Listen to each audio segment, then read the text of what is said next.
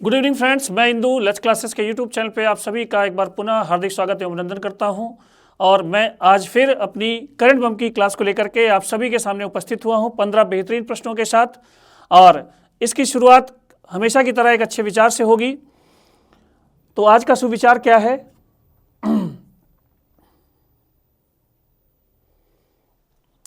आप ही लोगों से रिलेटेड है आपका ये आज का सुविचार।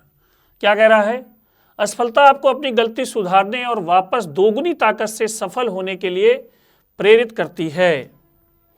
इसलिए असफलताओं का स्वागत करें, ना कि तिरस्कार।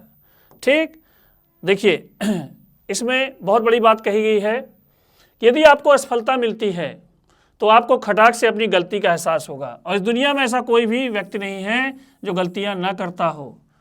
एक प्रयास मिलेगा, एक आपको प्रयास मिलेगा अपनी गलतियां सुधारने का, और वापस उस गलती को सुधार करके आप उसमें दोगुनी ताकत से लग जाते हैं। ठीक, इसलिए कहा गया है कि असफलताओं से निराश न हो, असफलताओं से निराश न हो, असफलताओं का क्या करें? स्वागत करें, ना कि तिरस्कार। ठीक, इसको सहर्ष स्वीकार करें। ठीक, देखिए कोई भी व्यक्ति यदि अपने प्रयास करेगा तो जाहिर सी बात है कि उसे पहले ही प्रयास में सफलता नहीं मिलेगी, पहले ही प्रयास में सफलता नहीं मिलेगी, उसे असफलता मिलेगी। ठीक है, हो सकता है उसको असफलता मिले। यदि असफलता को सोच करके वो बैठ जाएगा तो निश्चित ही आगे वो कभी बढ़ ही नहीं पाएगा। अगर उस असफलता को निगेटिविटी के रूप में लेगा तो वो आगे नहीं बढ़ पाएगा। इसलिए असफलता को सदैव एक पहला प्रयास तो ये माना करिए, पहली चीज़ की असफलता मिली तो हमें गलती का एहसास हुआ, और गलतियों का एहसास इंसान को मजबूत बनाता है, तो वो आप सुधारने का मौका मिलता है। उसके बाद जब आपको अपनी भूल का एहसास होता है तो आप अपनी दोगुनी ताकत से उस पर लग जाते हैं। ठीक, तो इसी से ही आपका आगे का लक्ष्य प्राप्त होता है। तो असफलताओं से कभी घबराएं नहीं, उनको गले लगाएं और उनसे सीख लें, अनुभव के रूप में प्राप्त करें और आगे बढ़ें। बढ़ते हैं आज के करंट बम के पहले क्वेश्चन की ओर। खटाखट आंसर दीजिएगा। ज़्यादा इस वीडियो को शेयर करिए, लाइक करिए और कमेंट करिए। बढ़िया क्वेश्चन। पहला क्वेश्चन आपके एक अनोखे जीव से परिचय कराता हूं। हाल ही में 134 साल बाद उल्लू फ्लाई, आउल फ्लाई बोलते हैं इसको, आउल फ्लाई, आउल फ्लाई की नई प्रजाति कहां पर खोजी गई है? केरल, तेलंगाना, कर्नाटक एवं गोवा। इस प्रश्न में ये आपका एक नया जीव दिखा है भारत में, और लगभग 134 साल बाद, 134 साल बाद ये जीव देखा गया है। और ये एक्चुअल में ये जीव आपका यहाँ का है ही नहीं, ये आपका जीव है कहाँ का? ऑस्ट्रेलिया का। ये आपका जीव कहाँ का है? ऑस्ट्रेलिया का है। तो ये नई प्रजाति देखी गई है, और ये आपसे प्लेस पूछा गया है कि कहाँ पर ये देखा गया है। केरल, तेलंगाना, कर्नाटक और गोवा। ठीक, इसके बारे में थोड़ी सी जानकारी मैं आपको देना चाहूँगा। ठीक, शकल उल्लू की, परंतु उड़ान जो है ड्रैगन फ्लाई की, उड़ान जो है ड्रैगन फ्लाई की। ठीक, ड्रैगन फ्लाई अगर आप लोगों ने देखा होगा बचपन में, जो है बच्चे इसके ड्रैगन फ्लाई के को एक धागे में बांध करके उड़ाते हैं। तो सेम उसी की तरह इसका शरीर है, और कुछ लोग इसको ड्रैगन फ्लाई ही समझते हैं, परंतु ये आपका थोड़ा सा अलग है। और इसका जो आपका व्यवहार है आपको उल्लू फ्लाई की तरह, आउल की तरह दिखेगा, और इसलिए इसको दोनों नामों को सम्मिलित रूप से कहा जाता है उल्लू फ्लाई। ठीक, अगली चीज़ ये आपके भारत में कई वर्षों बाद दिखी है, और भारत में ये कई वर्षों के बाद दिखने का मतलब है कि ये आपकी, हम लोग मान चुके थे ये क्या है? विलुप्त है, और इसकी संख्या भी कम थी, लेकिन इसको पुनः देखा गया है, इसको पुनः देखा गया है, पुनः देखा गया है, तो ये स्पष्ट हो गया है कि अभी इसका अस्तित्व है, अभी भी इसका अस्तित्व है। ठीक, और ये पूछा गया है कि कहाँ पर इसको हमने देखा है? केरल, तेलंगाना, कर्नाटका, गोवा। तो इसको हम लोगों ने देखा है कहाँ पर? केरला में। कहाँ पर देखा है इसको? केरला में। और केरला में एक प्लेस है ममल्लपुरम, ममल्लपुरम के जंगलों में, के वनों में इसको देखा गया है, के वनों में इसको देखा गया है, के वनों में इसको देखा गया है। ठीक, ये ध्यान रखिएगा। तो इसका राइट आंसर है ऑप्शन नंबर ए, केरला। ठीक, ये देखिए एक चीज़ और बताना चाहूँगा, ये इसका दिखना हमें इंडिकेट कर रहा है किसका? जैव विविधता का। ठीक, जैव विविधता का।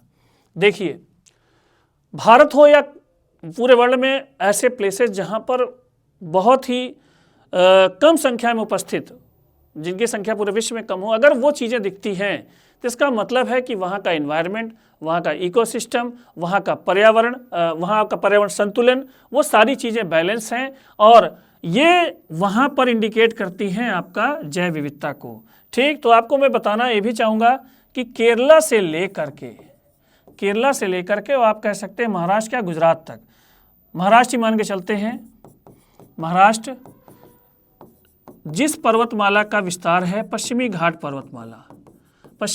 पर्वतमाला, ये आपकी जो पर्वतों की श्रृंखला है, ये भारत की सबसे ज़्यादा जैव विविधता वाले क्षेत्र हैं। तो नाना प्रकार के आपको जीव जंतु यहाँ पर विविध प्रकार के देखने को मिलेंगे और इसमें भी सबसे ज़्यादा जैव विविधता आपको कहाँ मिलेगी? केरल में। और अगर आपसे पूछे केरल में सबसे ज़्यादा जैव विविधता, तो केरल में एक घाटी है आपकी, कौन सी? शांत घाटी, साइलेंट वैली, यहाँ पर सबसे ज़्यादा आपको जैव विविधता देखने को मिलेगी।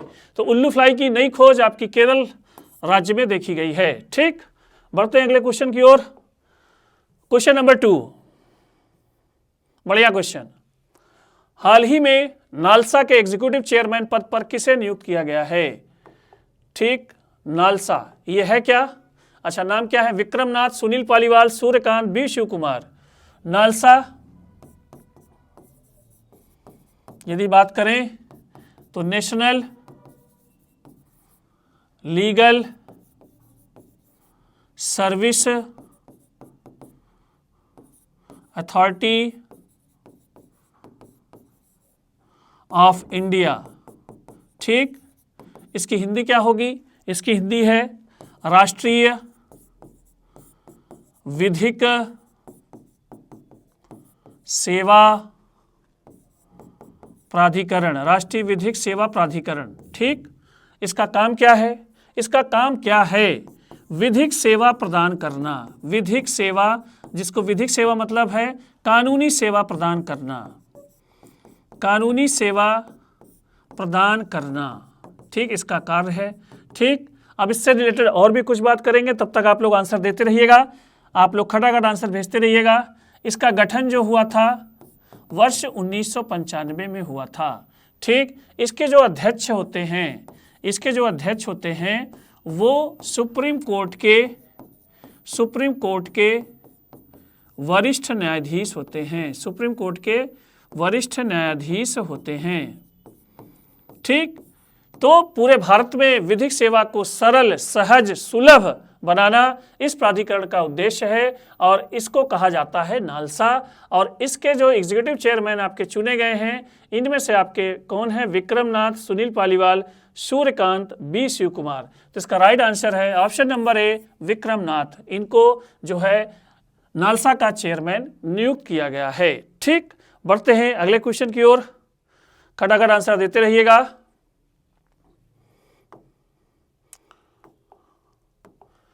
बढ़िया क्वेश्चन। हाल ही में किस राज्य सरकार ने 25 नई चीनी मिलें खोलने की घोषणा की है?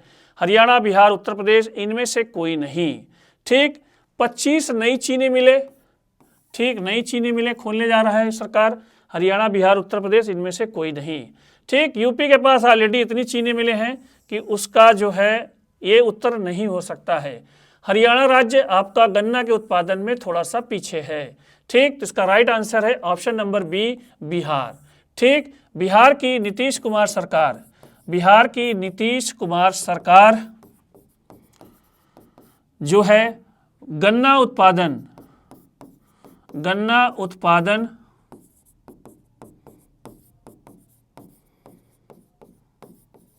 बढ़ाने के उद्देश्य से, गन्ना का उत्पादन बढ़ाने के उद्देश्य से, ठीक, गन्ना को एक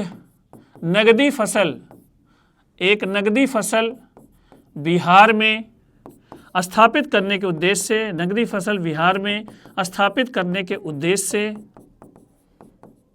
ये ऐसा करने जा रही है। इसके साथ ही बिहार में जो भी गन्ना होता था उसके लिए चीनी मिलें अपर्याप्त थी। ये भी एक बड़ा कारण है, चीनी मिलें अपर्याप्त थी। इन सभी कारणों से बिहार सरकार जो है एक साथ 25 स्थानों पर जो है 25 नई चीनी मिलें खोलने जा रही है। तो इसका राइट आंसर होगा ऑप्शन नंबर बी, बिहार। ठीक, बढ़ते हैं अगले क्वेश्चन की ओर। क्वेश्चन नंबर 4, बढ़िया क्वेश्चन।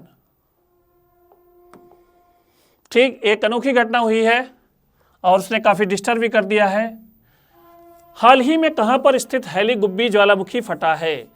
ठीक, जापान, इथियोपिया, इंडोनेशिया, इनमें से कोई नहीं। ठीक, हेली गुब्बी ज्वालामुखी। ठीक, फटा कब? 23 नवंबर को ये फटा।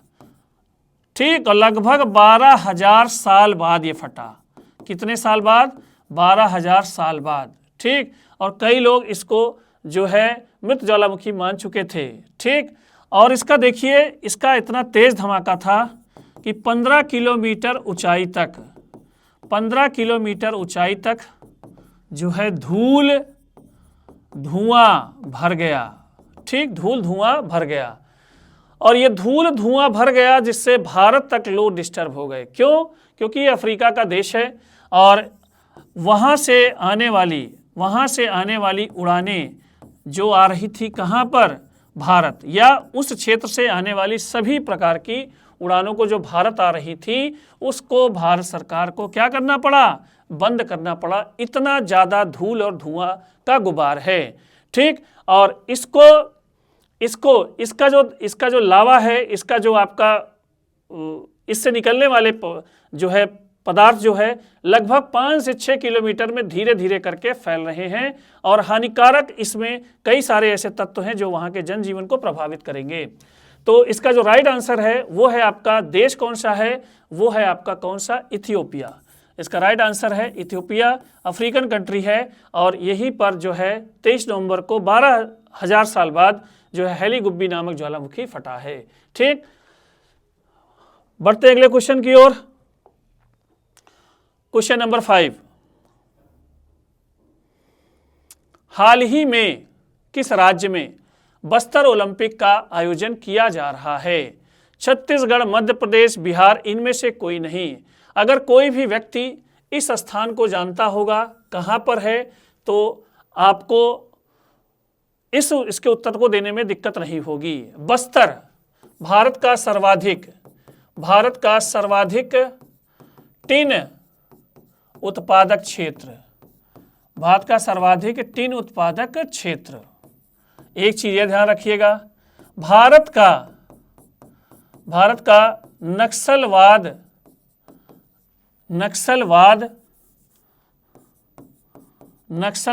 का प्रमुख क्षेत्र, नक्सलवाद का, उसी मैंने आपको बताया था नक्सलवाद क्या है, नक्सलवाद का प्रमुख क्षेत्र। ठीक, ये था एक समय। भारत का मुख्य चावल उत्पादक क्षेत्र। तो ये हुआ आपका एक परिचय। ठीक, अब आते हैं क्वेश्चन पे। बस्तर ओलंपिक है, इसका मतलब है कि इस स्थान पर बड़े पैमाने पर खेल प्रतियोगिताएं आयोजित की जा रही हैं। खेल प्रतियोगिता का आयोजन किया जा रहा है। ठीक, इसका उद्देश्य क्या है? इसका उद्देश्य मैंने अभी बताया कि ये इलाका जो है नक्सलवाद से पीड़ित है। युवाओं को जो है सकारात्मक दिशा में ले जाने का सरकार का प्रयास है। ले जाने का सरकारी प्रयास है ये। ठीक, कि उनको अगर खेल के माध्यम से आपस में जोड़ेंगे तो वहाँ पे जो पिछड़ेपन की समस्या है, नक्सलवाद की समस्या है, गरीबी की समस्या है, इन सब चीज़ों से छुटकारा मिलेगा। और देखिए इस ओलंपिक का जो गाइडेंस है वो स्वयं मुख्यमंत्री विष्णुदेव साय और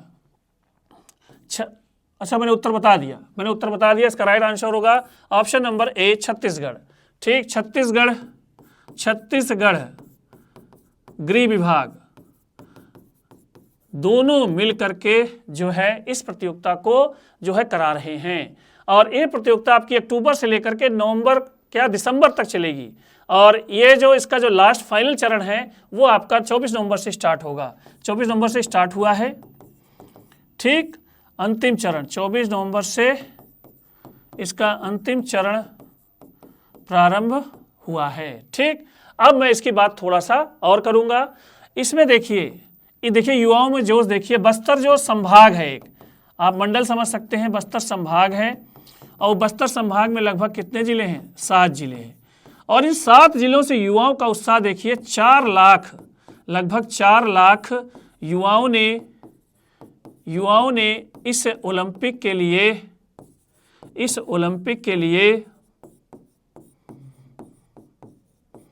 के लिए पंजीकरण करवाया है, ठीक। इतना उत्साह है, ठीक। तो इसका राइट आंसर होगा ऑप्शन नंबर ए, छत्तीसगढ़।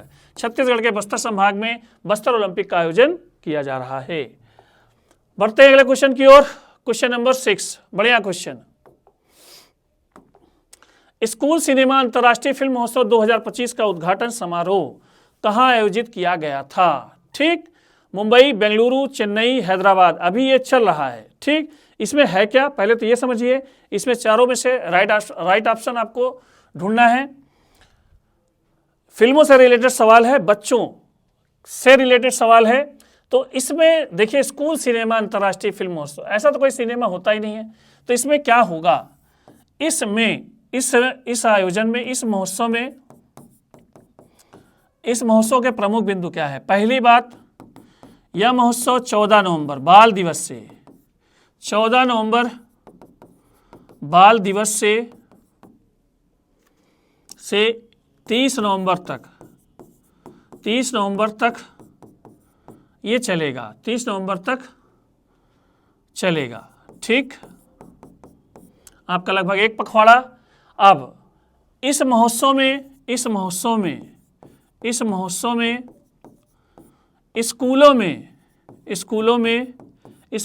स्कूलों में बच्चों से संबंधित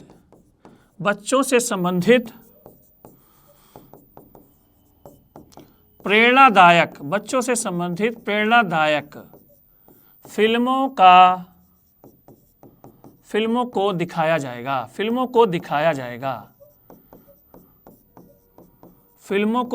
जाएगा, ठीक। ये ध्यान रखिएगा, ठीक। और इस महोत्सव में लगभग 150 देशों की 300 से अधिक फिल्मों का प्रदर्शन होगा। अब बात करते हैं कि इस महोत्सव का उद्घाटन समारोह कहाँ आयोजित हुआ था? इस महोत्सव का उद्घाटन समारोह आपका कर्नाटक में बेंगलुरु में आयोजित हुआ था, ठीक। फिल्में आज भी समाज के लिए टर्निंग पॉइंट हैं। फिल्में आज भी बच्चों, युवाओं, वृद्धों सभी पर असर डालती हैं। और इसलिए बच्चों के मन में सकारात्मक विकास के लिए उन्हीं से संबंधित फिल्मों का प्रदर्शन ही स्कूलों में क्या कहलाता है? स्कूल सिनेमा अंतर्राष्ट्रीय फिल्म महोत्सव, जिसका उद्घाटन 14 नवंबर को हुआ है, समापन 30 नवंबर को होगा। और इसका उद्घाटन समारोह कहाँ आयोजित हुआ था? बेंगलुरु में, ठीक। बढ़ते अगले क्वेश्चन की ओर। क्वेश्चन नंबर 7, बहुत ही बढ़िया क्वेश्चन। प्रतिवर्ष राष्ट्रीय संविधान दिवस कब मनाया जाता है? 23 नवंबर, 24 नवंबर, 25 नवंबर, 26 नवंबर, ठीक। संविधान दिवस, इससे रिलेटेड बहुत सारे फैक्ट हैं। पहली बात, इस संविधान दिवस को मनाने का प्रचलन वर्ष 2015 से इसका प्रचलन हुआ है, ठीक। अगला पॉइंट क्या है, ये मनाया क्यों जाता है? भारतीय संविधान के पूर्ण रूप से बन जाने के उपलक्ष्य में, ठीक। ये ध्यान रखिएगा। अब बात करते हैं तो ये आपका कब बन के तैयार हुआ? अब उत्तर भी आपका आ जाएगा 26 नवंबर 1949 को यह बनकर तैयार हुआ, ठीक, परंतु ध्यान रखिएगा 16 अनुच्छेद उसी दिन लागू हुए, 16 अनुच्छेद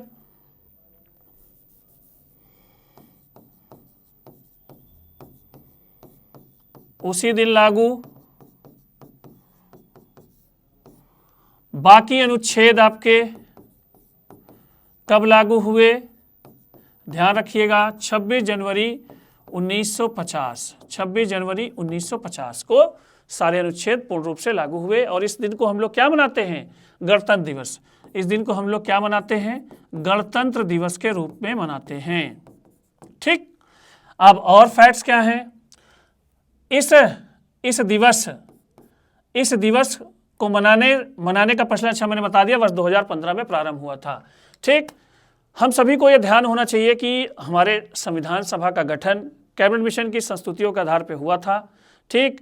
ब्रिटिश कैबिनेट के 3 सदस्य एविक अलेक्जेंडर, पैट्रिक लॉरेंस और स्टैफोर्ड क्रिप्स भारत आए थे और इन्होंने कैबिनेट मिशन के थ्रू जो है भारत में संविधान सभा के गठन की बात की थी। और इसी संविधान सभा ने जो है 2 वर्ष 11 माह 18 दिन बाद हमारे संविधान का निर्माण किया और 26 नवंबर 1949 ईस्वी को हमारा संविधान बनकर के तैयार हुआ। और इसी दिन को यादगार बनाने के लिए हम लोग 26 नवंबर को, प्रत्येक वर्ष 26 नवंबर को हम लोग राष्ट्रीय संविधान दिवस मनाते हैं। और ये मनाया जा रहा है कब से, वर्ष 2015 से। तो इसका राइट आंसर है ऑप्शन नंबर डी, 26 नवंबर। खटाखट आंसर देते रहिएगा, लास्ट तक क्लास से बने रहिए, आपको बढ़िया 15 क्वेश्चन मिलेंगे बढ़िया एक्सप्लेनेशन के साथ।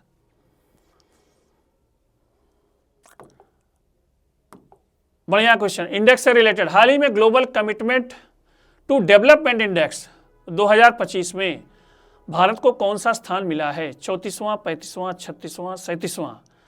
ये कौन सा इंडेक्स है भैया, ठीक। ये इंडेक्स भी किससे जुड़ा है, विकास से, लेकिन इसमें कुछ बिंदु हैं जिनके आधार पे अलग अलग देशों को रैंक दी जाती है, ठीक। ये है क्या, किस सेक्टर को देखते हैं इसमें, वित्त फाइनेंस सेक्टर को, उद्योग को देखते हैं, ठीक, सार्वजनिक सुविधाओं को देखते हैं, ठीक। सार्वजनिक सुविधाओं में बहुत सारी चीजें आ जाती हैं, चिकित्सा, स्वास्थ्य, परिवहन, ठीक। ये देखता है, रोजगार देखता है, ये इंडेक्स रोजगार देखता है, ठीक। ये इंडेक्स आपका पर्यावरण देखता है, ठीक, पर्यावरण मतलब संतुलन देखता है, ठीक। यह आपका राजनीतिक स्थिरता देखता है, राजनीतिक स्थिरता देखता है, ठीक। तो इन सारे पॉइंट्स को लेकर के किसी भी देश की वैल्यूएशन की जाती है तो उसको कहा जाता है global commitment to development index. और वर्ष 2025 में ये पूछा जा रहा है आपसे कि भारत को कौन सा स्थान मिला है, ठीक। तो पहले ये जानिएगा, विश्व में प्रथम स्थान है किसका, स्वीडन का। विश्व में प्रथम स्थान है किसका, स्वीडन का, इस इंडेक्स में। और भारत की जो पोजीशन है आपकी कौन सी है, 36वीं पोजीशन है। कौन सी पोजीशन है, 36वीं पोजीशन है, किसमें, global commitment to development index 2025 में, ठीक। तो इसका राइट आंसर है ऑप्शन नंबर सी, 36वां स्थान। बढ़ते हैं अगले क्वेश्चन की ओर। क्वेश्चन नंबर 9 देखिए, एक देश ने और ये अच्छा काम किया है। हाल ही में किस देश ने 16 साल से कम उम्र के यूजर्स के लिए सोशल मीडिया पर बैन लगाने की घोषणा की है, ठीक। ये एक्चुअल में ऐसा हो क्या रहा है जिसकी वजह से कई देश अपने यहाँ इन सब चीज़ों को बैन कर रहे हैं। तो इसका मतलब है कि कहीं ना कहीं निगेटिविटी का प्रसार हमारे युवाओं में हो रहा है, ठीक। जिस तरह से इंटरनेट का प्रयोग चल रहा है, प्रयोग बढ़ रहा है, उसी प्रकार इंटरनेट का दुरुपयोग और इससे जो होने वाली हानियां हैं उनमें जो है बड़ी मात्रा में वृद्धि हो रही है। इसलिए कई देश इसको जो है एक निश्चित आयु से नीचे के लिए बैन कर दे रहे हैं। और इसी में पूछा गया है कि किस देश ने अभी हाल ही में 16 साल से कम उम्र के यूजर्स के लिए सोशल मीडिया पर बैन लगाने की घोषणा की है। सिंगापुर, मलेशिया, इंडोनेशिया, इनमें से कोई नहीं, ठीक। सभी सरकारें धीरे धीरे सोच रही हैं कि युवाओं को इंटरनेट दिया जाए, युवाओं को इंटरनेट सुविधा दी जाए, लेकिन वही वर्ग इसको प्राप्त कर सके जो इसके हानिकारक और सकारात्मक दोनों प्रभावों का अच्छे तरह से जो है एनालिसिस कर सके। तो अभी जो हाल ही में जो बैन लगाया है जिस देश ने, उस वह देश का नाम है कौन सा? मलेशिया। मलेशिया ने अपने यहाँ 16 साल से कम उम्र के लोग बच्चों के लिए जो है सोशल मीडिया पर प्रतिबंध लगा दिया है। ठीक, तो धीरे धीरे कई देश इस क्षेत्र में आगे बढ़ रहे हैं, तो इसका राइट आंसर है ऑप्शन नंबर बी, मलेशिया।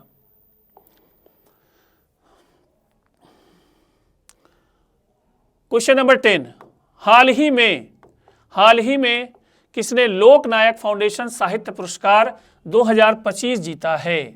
ठीक, जितेंद्र गोहिल, समीर सक्सेना, वेलामाला सिमन्ना, इनमें से कोई नहीं। ठीक, तो ये भारत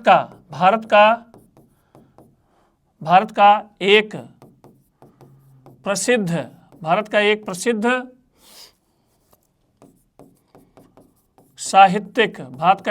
साहित्यिक पुरस्कार है, भारत का एक प्रसिद्ध साहित्यिक पुरस्कार है। ठीक, जो इस वर्ष दिया गया है किसे? वेलामाला सिमन्ना को यह पुरस्कार प्रदान किया गया है। और ये किस भाषा के साहित्यकार हैं? तेलुगु भाषा के। किस भाषा के? तेलुगु भाषा के साहित्यकार हैं। और इन्होंने लगभग 100 से अधिक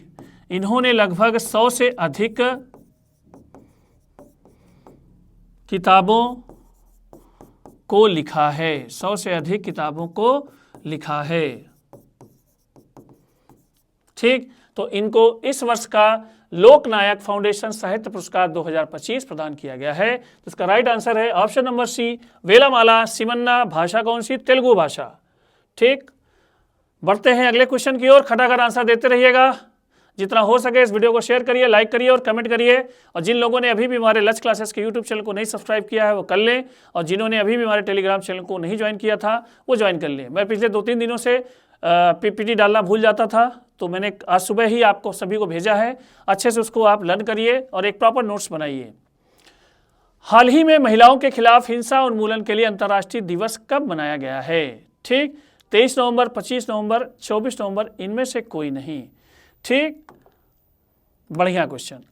हाल ही में महिलाओं के खिलाफ हिंसा उन्मूलन के लिए, ठीक, जैसे ये आपका देखिए महिलाओं से ही रिलेटेड है, परंतु उनको किस चीज के लिए ये दिवस मनाया जा रहा है? हिंसा उन्मूलन। ठीक, और ये पूरे अंतर्राष्ट्रीय लेवल पर ये मनाया जाता है। ठीक, तो मैं यहाँ पे आपको एक बात बताना चाहूँगा। अभी मैंने मलेशिया की बात की थी, तो अब महिलाओं के साथ समस्या, पहले समस्या होती थी सिर्फ घरेलू हिंसा, डोमेस्टिक वायलेंस, ठीक, या बाहरी हिंसा, ठीक, या सामाजिक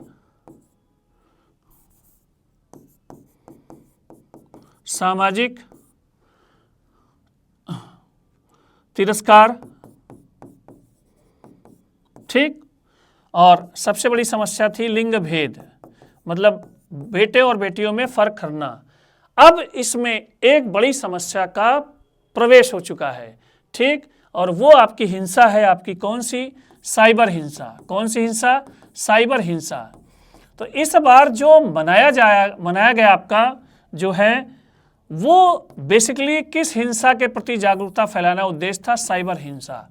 ठीक, महिलाओं को इंटरनेट पर ऑनलाइन माध्यम से प्रताड़ित किया जाता है, जिसको हम लोग साइबर बुलिंग, साइबर स्टॉकिंग कहते हैं, और इनमें लोगों की भागीदारी बढ़ती चली जा रही है। तो महिलाओं को इस वर्ष का जो आपका उद्देश्य था, महिलाओं को डिजिटल सुरक्षा प्रदान करना। कौन सी सुरक्षा? डिजिटल सुरक्षा प्रदान करना। डिजिटल सुरक्षा प्रदान करना उद्देश्य था। ठीक, उद्देश्य है, आगे भी रहेगा। इस वर्ष ये प्रण किया गया कि महिलाओं को डिजिटल रूप से जो है सेव किया जाएगा, क्योंकि उस पर इनके लिए बहुत सी समस्याएं आ रही हैं। और इस दिवस को जो मनाया गया है वो किस दिन मनाया गया है? वो आपका दिन कौन सा है? 25 नवंबर। प्रतिवर्ष हम लोग महिलाओं के खिलाफ हिंसा उन्मूलन दिवस मनाते हैं। कब? 25 नवंबर को। तो इसका राइट आंसर है ऑप्शन नंबर बी, 25 नवंबर। बढ़ते अगले क्वेश्चन की ओर, खटाखट आंसर देते रहिएगा। अगला क्वेश्चन, सभी लोग देखिए, इसको आंसर दीजिए और ये भी भेजिए कि ये है क्या। 2026 में डग मैकमिलन की जगह वॉलमार्ट के नए CEO, chief executive officer, CEO मुख्य चीफ एग्जीक्यूटिव ऑफिसर, मुख्य कार्यकारी अधिकारी, ठीक, कौन बनाया गया है, किसके स्थान पर, डग मैकमिलन की जगह। इसके ऑप्शन जो है Mike Duke, Brian Cornell, John Furner, Doug Parker. ठीक, तो पहले तो वॉलमार्ट के बताइए, वॉलमार्ट है क्या। यह विश्व की प्रमुख खुदरा कंपनी है, रिटेल कंपनी इसको आप कह सकते हैं। प्रमुख आप जैसे आपकी भाषा में अगर बताऊं तो ये प्रमुख शॉपिंग मॉल कंपनी है, हाँ ये कह सकते हैं, शॉपिंग मॉल कंपनी है। ठीक, जिसका गठन वर्ष 1962 में अमेरिका में हुआ था।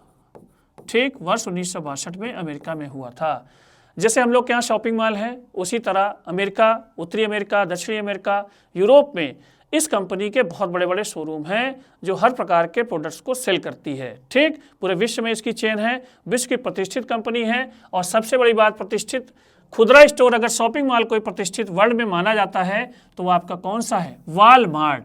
ठीक, और इसके जो है अभी सीईओ चेंज हुए हैं और इसका जो स्थान लिया है वो डग मैकमिलन का, वो लिए हैं आपके जॉन फर्नर। जॉन फर्नर को वॉलमार्ट कंपनी का नया सीईओ बनाया गया है। तो इसका राइट आंसर होगा ऑप्शन नंबर सी, जॉन फर्नर। बढ़ते हैं अगले क्वेश्चन की ओर। क्वेश्चन नंबर 13, नाबार्ड और IAMAI द्वारा संयुक्त रूप से आयोजित पहला पृथ्वी शिखर सम्मेलन 2025-26 कहाँ आयोजित किया जाएगा। मुंबई, हैदराबाद, कोहिमा, गंगटोक। ठीक, तो आप लोग आंसर दीजिए, तब तक मैं आपको बताऊंगा। नाबार्ड क्या है, राष्ट्रीय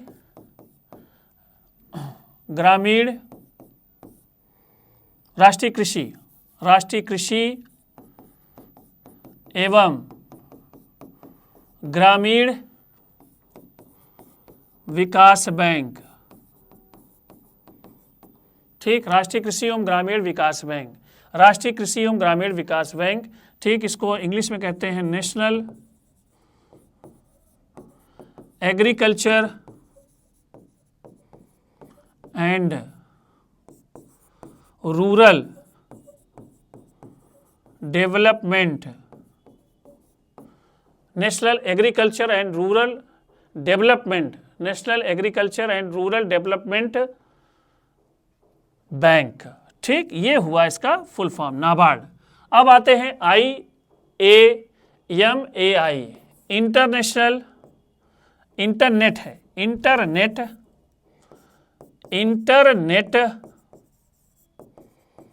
and mobile association of internet and mobile association of India. अब दोनों से हम लोग को पता लग गया है कि ये दोनों का मुख्य कार्य क्या है। ठीक, कृषि में सुधार करने के लिए, ग्रामीण क्षेत्रों में विकास करने के लिए नाबार्ड है, और इंटरनेट और मोबाइल का एसोसिएशन, ये तीनों मिलकर के आपका एक पृथ्वी शिखर सम्मेलन 2025-26 आयोजित करने जा रहे हैं। तो इसमें होगा क्या, तो इससे जाहिर सी बात हो गई है कि इसमें जो है आपका ग्रामीण क्षेत्रों में डिजिटल शिक्षा का प्रचार प्रसार होगा। इसके साथ साथ, प्रचार प्रसार के साथ साथ कि ऑनलाइन या डिजिटल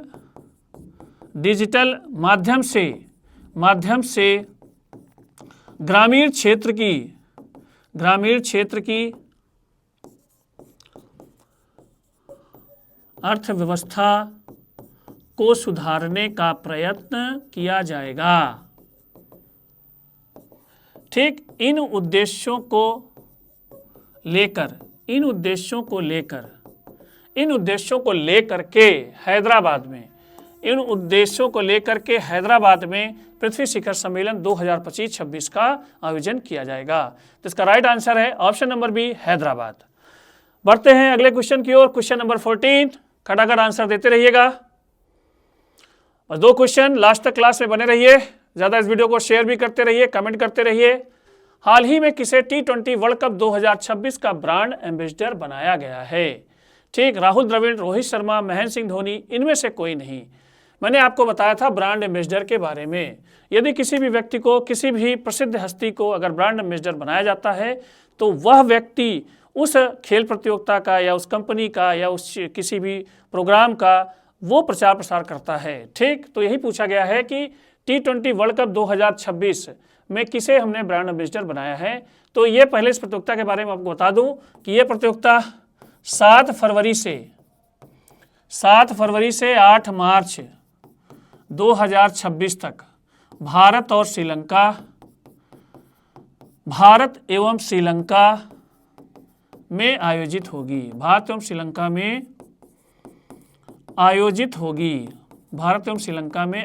होगी। ठीक, अब इस प्रतियोगिता में आपका जो है जो ब्रांड एम्बेसडर बनाया गया है वो आपको बनाया गया है किसको? रोहित शर्मा को T20 वर्ल्ड कप 2026 का ब्रांड एम्बेसडर बनाया गया है। पूरे विश्व में इसका प्रचार प्रसार करेंगे।